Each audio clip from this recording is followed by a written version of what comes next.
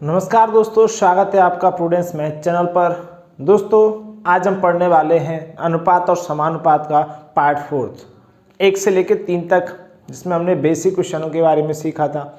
आज बहुत ही बढ़िया प्रश्न आपके लिए लेके आया हूं, जो कि मिश्रण से संबंधित हैं, लेकिन हम इसको अनुपात और समानुपात में दोस्तों पढ़ने वाले हैं। दोस्तों चलिए शुरू करते हैं आज का पहला प्रश्न। पहला प्रश्न है आपका, दो बर्तनों में दूध और पानी का अनुपात 7:5 और 7:9 है। अगर दोनों बर्तनों को 1:1 में मिलाया जाए तो नए मिश्रण में दूध और पानी का अनुपात क्या होगा। दोस्तों पार्ट 3 में मैंने आपको लास्ट में क्वेश्चन कराया था, लेकिन वीडियो क्वालिटी अच्छी ना होने के कारण मैं इसको दोबारा रिपीट कर रहा हूँ, आपको सिर्फ समझना है। चलिए दोस्तों शुरू करते हैं। इस प्रकार के प्रश्नों को करने के लिए मुझे देखना है, दो बर्तन हैं, कोई भी हो सकते हैं, ए और बी दो बर्तन मान लेते हैं। अब इसमें जो रेशियो दिया गया है वो किसका रेशियो है, किसका अनुपात है, दूध और पानी का अनुपात है। तो दूध को हम ऐसे लिख लें मिल्क, और पानी को क्या लिख लेंगे, वाटर। क्या लिख लेंगे दोस्तों, वाटर। इनका रेशियो हमें गिवन है। ए बर्तन की बात करेंगे, मान लो पहला बर्तन हमारा ए था। पहले बर्तन में कितना है दूध और पानी का अनुपात दोस्तों, दिया गया है 7:5 है। तो यहाँ से हम देखेंगे इसमें 7 है और इसमें कितना है, 5 है। दोस्तों कुछ नहीं करना, पहले प्रश्न को पढ़ रहे हैं। आपके कहा गया है दूसरे बर्तन, यानी कि दूसरे बर्तन को हम मान लेते हैं बी बर्तन का नाम था। मानो या ना मानो इसकी कोई आवश्यकता नहीं है। रेशियो कितना है, रेशियो है 7:9। तो इसको भी हम कितना लिखेंगे दोस्तों, 7:9। क्लियर है। तब यहाँ से हमने देखा कि 7 यूनिट और इधर 5 यूनिट, इधर 7 यूनिट, इधर 9 यूनिट ए और बी के मान हैं, रेशियो में दिए गए। तो हम क्या ये मान सकते हैं कि ए में टोटल कितना यूनिट माल है, टोटल कितना यूनिट है मिश्रण। तो मिल्क और वाटर का यहाँ निकालेंगे दोस्तों, कितना हो जाएगा 12, कितना हो जाएगा 7 और 5। तो हमने देखा ए जो बर्तन है उसमें कितना है, मिश्रण कितना है, 12 लीटर का मिश्रण है। बी में कितना है, 16 लीटर का मिश्रण है। क्लियर है। अब इसमें कहा गया है दोनों को 1:1 में मिलाया जाए। तो यहाँ से दोस्तों आपको एक मेरी बात ध्यान रखनी है कि जब भी आपको प्रश्न में किसी को अदर रेशियो में मिलाने को कहा जाए, दो रेशियो दिए जाएंगे और तीसरे रेशियो में मिलाने को कहा जाए, तो कौन सा मेथड इस्तेमाल करने वाले हैं दोस्तों, ध्यान से समझना है। सबसे पहला काम होगा इन दोनों को बराबर करना है, इन दोनों की क्षमताएं बराबर करनी है। क्लियर है। पहला काम क्या है, इन दोनों को बराबर करना है। तो कैसे करोगे, 16 और 12 का एलसीएम लेना है दोस्तों, 16 और 12 का एलसीएम। तो एलसीएम यहाँ हो जाएगा आपका, एलसीएम हो जाएगा 48। कितना हो जाएगा दोस्तों, 48। ये आपको आना चाहिए, और नहीं आएगा तो जब मैं एलसीएम का टॉपिक कराऊंगा उसमें आपको बता दूंगा। तो यहाँ 16-12 का एलसीएम कितना आया दोस्तों, 48 आ गया। अब यहाँ दिया गया, कितना दिया गया है, 12 का एलसीएम में भाग देंगे, यानी 48 में भाग देंगे, कितना आएगा दोस्तों, 4। तो क्या करेंगे, इसको हम 4 से गुणा करेंगे। कितने से गुणा करेंगे, 4 से। 16 का इसमें भाग देंगे, 48 में कितनी बार जाएगा, 3 बार। तो इसको कितने से गुणा करेंगे, 3 से। तो देखो क्या बराबर हो गया, 12 चौके 48, 16 3 48 दोस्तों बराबर हो गया है। अब जब बराबर हो गया है तो हमें देखना है कि किस रेशियो में मिलाना है। कहा गया 1:1 में मिलाओ, तो इसका मतलब क्या है, एक इसका मिलाएंगे, एक ही इसमें मिलाएंगे। अगर कोई अदर रेशियो दिया होता तो क्या कर देते, दोनों में रेशियो का गुणा कर देते। तो यहाँ पे हमने देखा दोस्तों कि पहले बर्तन में कितने का बदलाव कर रहे हैं हम, 4 गुणा 1 का बदलाव कर रहे हैं, यानी कितने का बदलाव कर रहे हैं दोस्तों, 4 का बदलाव कर रहे हैं। दूसरे बर्तन में कितने का बदलाव कर रहे हैं, 3 गुणा 1 यानी कि 3 का बदलाव कर रहे हैं। क्लियर है। तो इसका मतलब ये होगा कि 4 का प्रत्येक पद में गुणा करेंगे। 4 का प्रत्येक पद में गुणा करोगे, इधर भी हो जाएगा 4 का गुणा, इधर भी हो जाएगा। तो वैल्यू कितनी आ जाएगी मिल्क की, पहले बर्तन में 4 7 28, इधर कितनी हो जाएगी 20 वाटर। पहले बर्तन का निकाल लिया है। सेकंड बर्तन की बात करेंगे, 3 का गुणा इसमें भी करोगे और इधर भी 3 का गुणा करोगे, तो 3 7 21 हो जाएगा और 3 में 27 हो जाएगा। अब ए और बी प्रश्न इतना हमने निकाल लिया। अब प्रश्न में पूछा गया है तो नया मिश्रण, तो नया मिश्रण इन दोनों को मिलाएंगे ही। तो इन दोनों को मिलाएंगे, कितना हो जाएगा, 8 1 9 2 2 4 49। पहले मिल्क का कितना हो जाएगा 49, वाटर का कितना हो जाएगा 7 और 4। तो दोस्तों नया रेशियो हमारा कितना आ जाएगा मिलाने के बाद, तो नया रेशियो हमारा आ जाएगा 49:47। यही हमारा आंसर होगा दोस्तों। आशा करता हूँ समझ में आया होगा। चलिए दोस्तों अगले प्रश्न की ओर। अगला प्रश्न, चलिए दोस्तों दूसरा प्रश्न आपके सामने लिखा हुआ है। प्रश्न है, 2 बर्तनों में दूध और पानी का अनुपात 4:5 और 5:1 है। अगर दोनों बर्तनों को 5:2 में मिलाया जाए तो नए मिश्रण में दूध और पानी का अनुपात होगा। दोस्तों प्रश्न वही है, आपको बस वैल्यू चेंज करके दिया गया, आपको सॉल्व करना है, वही प्रश्न है, एक बार पढ़ लेना है। तो दोस्तों यहाँ पर हम देखेंगे मिल्क और वाटर का रेशियो है। मिल्क और वाटर का रेशियो कितना है? 4:5। तो तुरंत हम लिखेंगे 4:5, तो पहला कितना हो जाएगा? 9 हो जाएगा। क्लियर है? 5 और 4 9 हो गया। दूसरा कितना है? 5:1 है। दूसरा कितना है? 5:1। तो यहाँ कितना हो जाएगा दोस्तों? 6 हो जाएगा। अब बराबर करना है, इन दोनों को ध्यान रखना है। जब भी किसी अदर रेशियो मिलाएंगे, मिलाने से पहले दोनों को बराबर करेंगे। तो बराबर कैसे होगा? 9 और 6 का एलसीएम लोगे, 9 और 6 का एलसीएम लोगे, कितना होगा? 9 और 6 का एलसीएम होगा आपका 18। कितना होगा दोस्तों? 18 होगा। एलसीएम कितना होगा? 18। तो क्या करेंगे? 9 का भाग देंगे 18 में, कितनी बार जाएगा? 2 बार। तो यहाँ कितने का गुणा करेंगे? 2 का। इधर कितने का भाग जाएगा? 3 बार जाएगा, तो इधर 3 का गुणा। देखो दोस्तों आपस में बराबर हो गए। अब मैंने बताया था पिछले प्रश्न में आपको 1:1 में मिलाने को कहा गया था, लेकिन यहाँ कितने में मिलाने को कह रहा है? 5:2 में। ध्यान रखना है, बराबर करने के बाद कितने, इस पहले बर्तन में 5 का मिला रहे हैं तो इधर 5 का गुणा करेंगे, इधर कितने का गुणा करेंगे? 2 का। कितना हो जाएगा? परिवर्तन कितने का हुआ? 5 दूनी 10 का परिवर्तन इसमें हुआ, 3 दूनी 6 का परिवर्तन इसमें हुआ। क्लियर है? तो अब प्रत्येक पद में क्या करेंगे? 10 का गुणा करेंगे, तो 10 का इसमें करोगे और 10 का इसमें भी करेंगे। 3 दूनी 6, 6 का इसमें करोगे और 6 का इसमें करोगे, तो कितना हो जाएगा? 10 चौके 40 हो जाएगा। और इधर कितना हो जाएगा? 6 पंचे 30। इधर कितना हो जाएगा दोस्तों? 50 हो जाएगा और 6 एकम 6।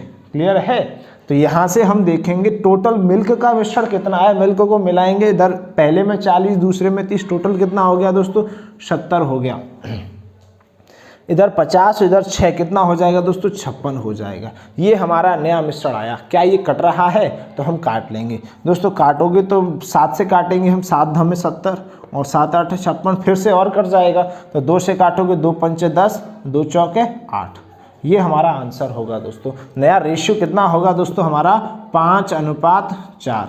कितना रेशियो होगा दोस्तों? 5:4। यही हमारा आंसर है। आशा करता हूँ समझ में आया होगा। इस प्रकार के प्रश्न ये ध्यान रखना है, कोई भी कितने भी लीटर का मिश्रण हो, बहुत ही आराम से हम इसे सॉल्व कर पाएंगे। बट सिस्टम ये है कि नए मिश्रण को किसी न किसी रेशियो में जरूर चेंज करने को कहा जाएगा।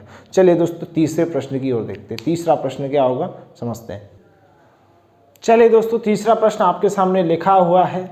प्रश्न है 2 किलोग्राम धातु में 1/3 जिंक व बाकी तांबा है को 3 किलोग्राम धातु में मिलाया गया जिसमें 1/4 जिंक व बाकी तांबा है, तो नए मिश्रण में जिंक व तांबे का अनुपात क्या होगा। दोस्तों प्रश्न में बताया गया है कि नए मिश्रण में पूछा गया जिंक और तांबे का अनुपात क्या होगा।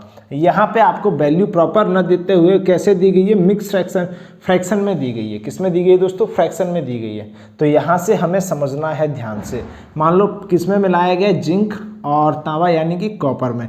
तो यहाँ से हम देखेंगे दोस्तों जिंक का Z से डिनोट कर लेते हैं और तांबा क्या हो जाएगा दोस्तों? कॉपर हो जाएगा। क्लियर है? तो जिंक और कॉपर का रेशियो हमें गिवन है। पहले बर्तन में पहली धातु जो 2 किलोग्राम की है, इसमें कितना है? 1/3 जिंक है। इसका मतलब क्या हुआ कि जैसे मैं कहूँ आपसे 3 किलोग्राम क्या है? टोटल धातु है। ध्यान से समझना है दोस्तों। 3 किलोग्राम क्या है? पूरी धातु है। उसमें एक क्या है? एक क्या है? एक जिंक है। प्रश्न में देखो धातु में 1/3 यानी टोटल धातु 3 किलो है, उसमें से 1 किलो क्या है? जिंक है। तो यहाँ क्या लिखेंगे? 1 जिंक। तो बचा क्या दोस्तों? बाकी मतलब बचा शेष। 3 में से 1 घटा दिया, बचा कितना? 2 क्या हो जाएगा दोस्तों? कॉपर हो जाएगा। 2 कॉपर हो जाएगा। 2 और 1 टोटल धातु कितनी होगी? 3 किलो। 3 यूनिट दिया गया वो हमने मान लिया। यहाँ पे प्रश्न में कहा गया है दूसरा 3 किलोग्राम की जो धातु है उसमें 1/4 जिंक। 1/4 का मतलब क्या होगा? 4 अगर धातु है उसमें से 1 क्या है? जिंक है। 1 जिंक है और बाकी क्या है? तो दोस्तों 3। बाकी 1 अगर जिंक हो गया, 4 में से 1 घटाओगे कितना बचेगा? 3 बचेगा। तो 3 क्या हो जाएगा हमारा? 3 हो जाएगा हमारा क्या हो जाएगा दोस्तों, कॉपर यानी कि तांबा हो जाएगा। यहाँ से हम देखेंगे टोटल हमने कितनी मानी, 4 मानी, निकल आया। अब इतना जब निकाल लिया है तो आपको देखना है किसी अलग अलग रेशियो है, ये 2 किलो धातु है, ये 3 किलोग्राम धातु है। इसका मतलब क्या होगा, मतलब ये होगा कि अलग अलग धातुएं हैं तो इनको क्या करना पड़ेगा, सबसे पहले बराबर करो। तो बराबर करने के लिए हमें क्या करना है, 3 और 4 का एलसीएम लेंगे। 4 का एलसीएम कितना होगा, एलसीएम होगा दोस्तों 12। 3 और 4 का एलसीएम कितना हो जाएगा, 12 हो जाएगा। अब एलसीएम 12 हो गया तो 3 का भाग दोगे 12 में कितनी बार जाएगा, 4, तो 4 का गुणा कर दो इसमें। 4 का भाग दोगे कितनी बार जाएगा, 3 बार, तो 3 का इसमें गुणा कर दो दोस्तों, हो गया बराबर।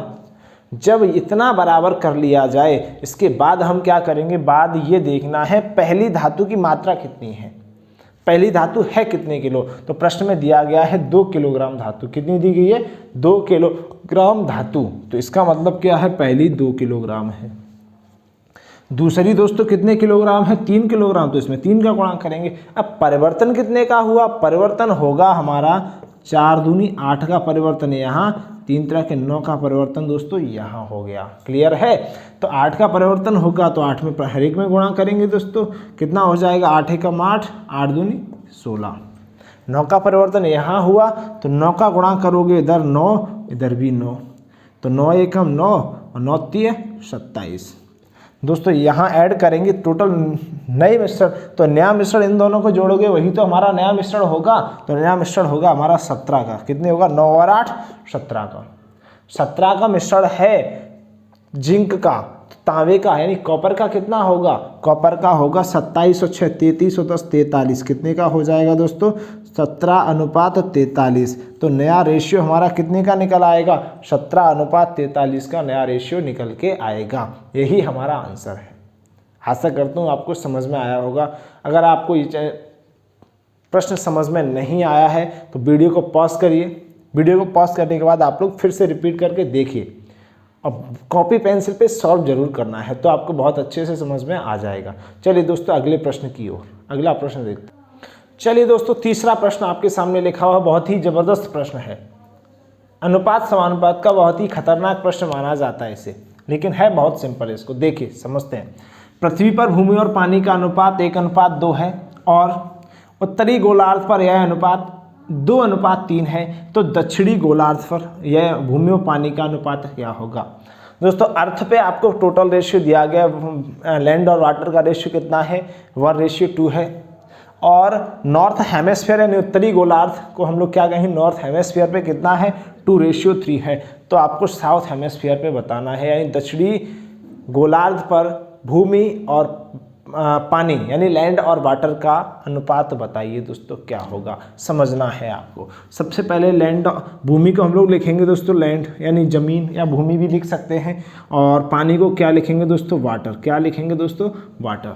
लैंड और वाटर यानी भूमि और पानी का रेशियो पृथ्वी पर कितना है, पृथ्वी पर कितना है, अर्थ पे कितना है दोस्तों, अर्थ पे कितना है, अर्थ यानी पृथ्वी पर कितना है दोस्तों, 1:2, 1:2। बहुत ही ध्यान से समझना है। पृथ्वी पे अगर 1 यूनिट जगह है, भूमि है, तो पानी कितना है, 2 यूनिट है। संपूर्ण पृथ्वी की बात कर रहे हैं, ठीक है, याद रखना है आपको। अब उत्तरी गोलार्ध, इसको हम कहेंगे नॉर्थ हेमेस्फीयर, हेमेस्फीयर। उत्तरी गोलार्ध को दोस्तों क्या कहेंगे, नॉर्थ हेमेस्फीयर, उत्तरी गोलार्ध।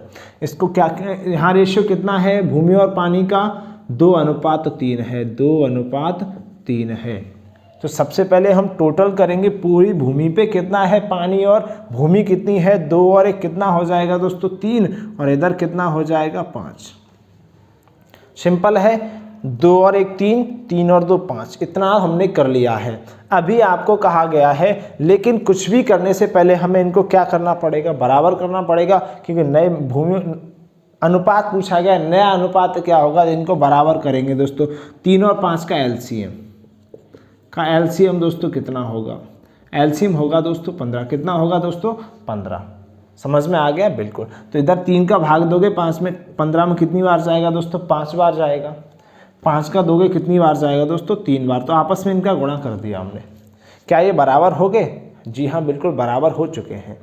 बराबर हो चुके। तो अब हमें क्या करना है, अब प्रश्न में ये कहा गया है, ध्यान से समझना है, पूरी पृथ्वी का अनुपात ये है, उत्तरी गोलार्ध का ये है। तो मैं आपको यहाँ समझा देता हूँ, इसको हटा देंगे, आपको नोट कर लेना है। जैसे मैं आपको एक मैप के थ्रू बता रहा हूँ, ये हमारी मान लो पृथ्वी है, ये हमारी क्या है, पृथ्वी है, अर्थ पृथ्वी है। अब इसको हमने दो भाग में बांट लिया, ये हो जाएगा हमारा ऊपर की तरफ है, नॉर्थ हेमिस्फीयर हो जाएगा, और ये क्या हो जाएगा, साउथ हेमिस्फीयर, यानी कि उत्तरी गोलार्ध और दक्षिणी गोलार्ध, दो भागों में पृथ्वी को बांटा गया है। ध्यान रखना है, पूरी पृथ्वी को कितने भागों में बांटा गया है, उत्तरी गोलार्ध दक्षिणी गोलार्ध में बांटा गया है। अब कहा गया है तो पृथ्वी को बांटना है। ध्यान रखना है कि पूरी पृथ्वी में से अगर हम उत्तरी गोलार्ध को घटा देंगे, उत्तरी गोलार्ध का मान घटा देंगे, तो किसका मान बचेगा, दक्षिणी गोलार्ध का बचेगा कि नहीं बचेगा, बिल्कुल। तो पूरी पृथ्वी पे हमें टोटल कितना दिया गया, रेशियो पृथ्वी का है 1:2। ध्यान से समझना है, अगर पूरी पृथ्वी हमारी 2 है, पूरी पृथ्वी कितनी है, 2 है, तो एक क्या हो जाएगा, एक दोस्तों क्या हो जाएगा, उत्तरी गोलार्ध यहाँ दे रखा है, पूरी पृथ्वी अगर हम इसे 2 मान लेंगे, पूरी पृथ्वी अगर 2 है तो एक उत्तरी गोलार्ध, तो एक बचा क्या, दक्षिणी गोलार्ध। ध्यान से समझना है, मैंने कहा भाई पूरी पृथ्वी कितने यूनिट की है, 2 यूनिट की है। तो ये कितने गोलार्धों से मिलकर बनी, 2 गोलार्धों से। तो एक ये हो जाएगा और एक क्या हो जाएगा दोस्तों, ये हो जाएगा। क्लियर है, क्लियर है कि नहीं, बिल्कुल। तो इसका मतलब पृथ्वी कितने की है दोस्तों, 2 की है। तो हम पृथ्वी पे कितना करेंगे, 2 का गुणा करेंगे, 1:2 में ही बांटा गया है इसको। तो 2 का गुणा इसमें करेंगे तो उत्तरी गोलार्ध कितने का हो जाएगा दोस्तों, 2 पृथ्वी था तो 1 क्या हो जाएगा, उत्तरी गोलार्ध हो जाएगा। तो परिवर्तन देखना है कितने का आया, 5 दूनी 10 का परिवर्तन यहाँ आया, 3 एकम 3 का परिवर्तन यहाँ आया। क्लियर है, तो 10 का परिवर्तन ऊपर आया है, तो सब में क्या करेंगे, 10 का गुणा, इसमें भी 10 का गुणा।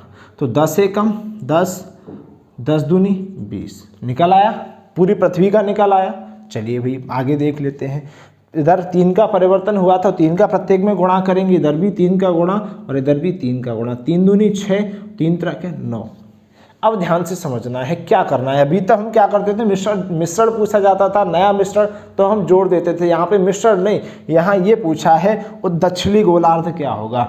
तो पूरी पृथ्वी में से अगर उत्तरी गोलार्ध को दोस्तों घटा देंगे तो क्या बचेगा, दक्षिणी गोलार्ध या साउथ हेमिस्फीयर कह सकते हैं हम इसे, इंग्लिश में क्या कहेंगे दोस्तों, साउथ हेमिस्फीयर, दक्षिणी गोलार्ध। तो पृथ्वी में से उत्तरी गोलार्ध को घटा दिया जाएगा तो क्या बचेगा, दक्षिणी गोलार्ध बचेगा, बिल्कुल बचेगा। पूरी पृथ्वी है, इसमें से एक को निकाल दो तो दूसरा भाग खुद ही बच जाएगा। तो 10 में से 6 घटाओगे दोस्तों कितना हो जाएगा, 4। उत्तर दक्षिणी गोलार्ध पर जब भूमि का रेशियो कितना है, 4 है, तो 20 में से 9 घटाओ कितना बचेगा दोस्तों, 11। तो पानी का रेशियो कितना हो जाएगा दोस्तों, पानी का रेशियो हो जाएगा 11। यही हमारा आंसर है। तो हमारा रेशियो क्या होगा दक्षिणी गोलार्ध पर, 4:11, यही आंसर होगा दोस्तों। समझ में नहीं आया तो एक बार रिपीट कर लीजिए आप प्रश्न को। ध्यान रखना है, सिंपल कुछ नहीं, बराबर तक तो सभी में सेम करा रहा हूँ। अब ये देखना है पूरी पृथ्वी का 1:2 दिया गया है यहाँ पे, तो 2 हम पृथ्वी का मान लें कि पृथ्वी उत्तरी गोलार्ध से तो ज़्यादा ही होगी कि नहीं होगी।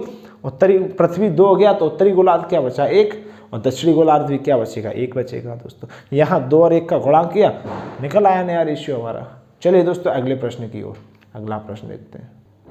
चलिए दोस्तों 5वां प्रश्न आपके सामने लिखा हुआ है। अगले टाइप का प्रश्न है, ए और बी की आय का अनुपात 3:2 और खर्च का अनुपात 4:3, अगर वे क्रमशः 2000 रुपये 900 रुपये बचाते हो तो उनकी आय का अनुपात ज्ञात करो। दोस्तों बहुत ही सिंपल प्रश्न है, आपको किस मेथड का इस्तेमाल करके निकालना है वो हम देख लेते हैं। एक ही मेथड है हमारा, रेशियो मेथड, उसी से हम तुरंत आसानी से निकाल पाएंगे। दोस्तों आपको दिया गया है ए और बी है, तो हम देख लेते हैं ए और बी। इनका किसका रेशियो पहले दिया गया है, आय का अनुपात। तो आय का अनुपात कितना है दोस्तों, इनकम बोल सकते हैं हम इसे। इनकम का रेशियो कितना है, 3:2, यानी कि 3:2। क्लियर है, आय का अनुपात इतना है। ठीक है भाई, दिया गया उसको कर लेते हैं। जरा इसको ऐसे लिखते हैं, साइड में लिखते हैं, ए और बी का रेशियो, इन आय का अनुपात कितना है दोस्तों, आय का अनुपात है 3:2। तो यहाँ लिखेंगे 3:2। और उसके बाद खर्च का अनुपात दिया गया है दोस्तों, खर्च का अनुपात कितना है, 4:3 है। बचत कितनी करते हैं वो, बचत कितनी करते हैं, बचत करते हैं 2000, इधर करते हैं 900, 2000 रुपये ये बचत करते हैं और 900 रुपये ये बचाते हैं।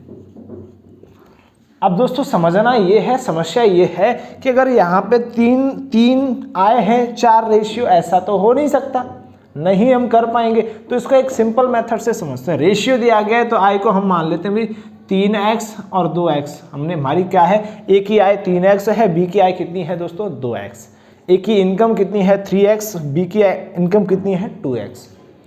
तो आपको ये समझना है कि अगर मैंने कहा हमारी इनकम इतनी है, इनकम है हमारी 3x, अब इसमें से मैंने 2000 रुपये बचा लिए।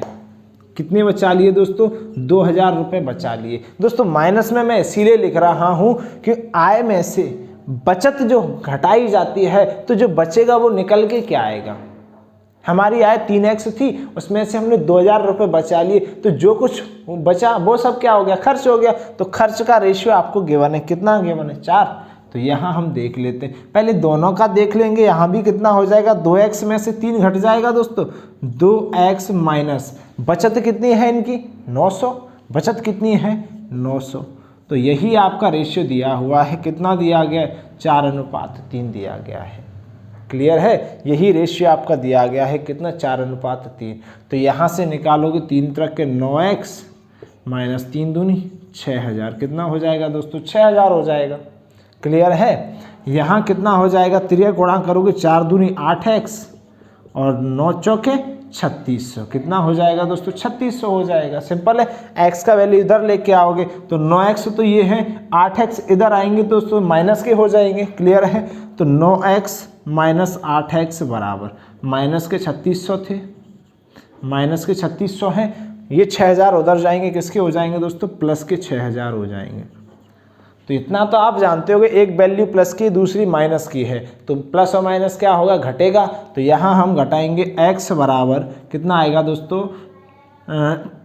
400 यानी 2400 आ जाएगा दोस्तों। कितना आ जाएगा, x का मान कितना आ जाएगा हमारा 2400। अब प्रश्न में क्या पूछा गया है, उनकी आय ज्ञात करो। ए और बी की आय ज्ञात करना है दोस्तों। ए और बी की आय क्या होगी, तो आय का रेशियो आपको यहाँ दिया गया है, कितना दिया गया है 3x और 2x। क्लियर है, तो यहाँ से हम देखेंगे 24, ए की आय निकालनी है तो ए की आय कैसे निकालेंगे दोस्तों, तो यहाँ हम निकाल लेते हैं। ए की आय हमारे पास 3x है, x का मान कितना है दोस्तों 2400 है, तो 2400 का क्या करेंगे दोस्तों, गुणा करोगे 24 3 7200, कितनी आ जाएगी दोस्तों 7200। किसकी आय आ जाएगी, ए की आय हो जाएगी। अब प्रश्न में पूछा गया है बी की भी बताओ, दोनों की आय बतानी है। तो बी की आय कितनी है 2x, तो 2 तो इधर है, बी की आय निकालोगे 2, x का मान कितना है 2400, तो निकालो कितना हो जाएगा दोस्तों 4800 हो जाएगा। ये ए और बी की दोनों की आय निकल के आ गई हमारी। यहाँ नहीं दिख पा रहा है तो मैं ऊपर ही लिख देता हूँ आपको। तो 2x है तो 2 गुणा 2400 करोगे तो कितना हो जाएगा दोस्तों, कितना हो जाएगा 4800 हो जाएगा। यहाँ 4800 ए की बी की आय हो जाएगी, ए की कितनी हो जाएगी 7200। ये हमारा आंसर है। आशा करता हूँ समझ में आया होगा, नहीं तो एक बार मैं फिर से रिपीट कर रहा हूँ, क्योंकि आप जानते हो हमारी आय में से अगर हम बचत घटा देते हैं और जो निकल के आएगा वो क्या होगा, हमारा खर्च होगा। क्लियर है, आप किसी भी तरीके से कर सकते हो, आय में से खर्च घटा दो तो बचत निकल आएगी, एक तरीका। दूसरा तरीका, आय में से बचत घटा दो तो हमारा क्या निकल के आ जाएगा दोस्तों, खर्च निकल के आ जाएगा। तो यही हमारा आंसर है। क्लियर है, आपको सॉल्व कर लेना है। अगले प्रश्न की ओर चलिए दोस्तों, अगला प्रश्न आपके सामने लिखा हुआ है। प्रश्न है ए और बी की आय का अनुपात 3:4 और खर्च का अनुपात 2:3 है तथा प्रत्येक की बचत 2000 रुपये है। ए और बी की आय ज्ञात करें। दोस्तों दोनों की बचत दी गई है, आपको आय का अनुपात निकालना है। दोस्तों अब हम इसको शॉर्ट मेथड से करेंगे। डायरेक्ट कैसे लिखते हैं, ए की कितनी है 3x, तो हम क्या लिखेंगे, रेशियो में है x लिख सकते हैं इसको। बी की कितनी है 4, तो हम इसको ऐसे लिख लेंगे 4x। क्लियर है, क्या है ये हमारा, क्या है ध्यान से समझना है, ये हमारा आय का अनुपात है। जल्दी से जल्दी किस तरीके से करना है वो हमें देखना है। ए का 3x, बी का 4x। क्या आ गया, आय का अनुपात। अब खर्च कितना है दोस्तों, खर्च का रेशियो दिया गया है, तो हम क्या कर लें, इनकम में से बचत घटा दें तो हमारा किसका रेशियो निकल के आएगा, किसका रेशियो निकल के आएगा, ये रेशियो होगा हमारा खर्च का। किसका रेशियो होगा दोस्तों, खर्च का रेशियो होगा। तो 3x में से 2000 इन्होंने बचत की, प्रत्येक की बचत 2000 है, इसका मतलब क्या हुआ, ए की बचत 2000 और बी की भी बचत 2000 रुपये। तो रेशियो कितना है, 2/3, ये रेशियो है हमारा। ए कितना बचत करता है, 2 बचत करता है, बी कितना बचत करता है, 3। यहाँ से करोगे दोस्तों, देखिए ऊपर गुणा करेंगे, इसका नीचे करेंगे, 3 का करोगे 3 तरह के 9x हो जाएगा, माइनस 3 दूनी 6000 हो जाएगा, बराबर 2 का करोगे 2 चौके 8x हो जाएगा। ये दोस्तों बराबर में रखे जाते हैं, याद रखना है आपको। 2 दूनी 4000, कितना हो जाएगा दोस्तों, 4000। इतना निकल के आ गया। अब आपको देखना 8x प्लस के हैं, इधर आएंगे किसके हो जाएंगे, माइनस के। तो 9 में से 8x घटेंगे x, क्लियर है, x बचेगा कि नहीं बचेगा, 9 में से 8 घटाओ, तुरंत करना है, 1 यानी 1x हो जाएगा। अब माइनस के 4000 ये हैं, इधर प्लस के 6000 उधर हो जाएंगे, तो माइनस प्लस माइनस होगा, तो 6000 में से अगर 4000 घटाएंगे दोस्तों कितना बचेगा, 2000। तो तुरंत एक लाइन में आंसर निकल आया। थोड़ा सा दिमाग लगाना है, थोड़ा सा कॉन्सेंट्रेशन करना है, ध्यान केंद्रित करना है आपको। कैसे करोगे, तो 6 उधर भेजेंगे, 6 प्लस के और 4 माइनस के, तो प्लस माइनस ये तो पता है घटाना होता है। तो 6 में 4000 घटाओगे कितने बचेंगे, 2000। तो x का वैल्यू कितना आ गया, 2000 रुपये। प्रश्न में क्या पूछा है, प्रश्न में पूछा है ए और बी की आय। तो आय तो हम यहाँ भी देखो 3:4 है, तो ए की आय कितनी थी दोस्तों, ए की आय थी 3x। तो क्या करोगे, 3, x का मान कितना है दोस्तों, x का मान 2000 है, तो गुणा करोगे 2000 का, कितना आ जाएगा, 6000 रुपये। ए का मान कितना आ गया, 6000 रुपये। बी का कितना आएगा दोस्तों, बी का है 4x, 4x है, तो 4 गुणा 2000 कितना हो जाएगा दोस्तों, 8000। तो ए और बी के हमारे मान निकल के आ गए दोस्तों। आशा करता हूँ अनुपात समानुपात का पार्ट 4 आपको अच्छे से समझ में आया होगा। आगे अच्छे लेवल के प्रश्न हम पार्ट 5 में पढ़ेंगे दोस्तों। सिक्कों वाले प्रश्न जो हैं वो आपको पार्ट 5 में क्लियर कराए जाएंगे, तो उसको ज़रूर देखना है दोस्तों। और हाँ, ये ध्यान रखना है, अगर आपने अभी तक चैनल सब्सक्राइब नहीं किया है तो इस चैनल को सब्सक्राइब जरूर कर लें दोस्तों। और शेयर और सब्सक्राइब कैसा लगा कमेंट में लिख के ज़रूर बताना है। Thank you.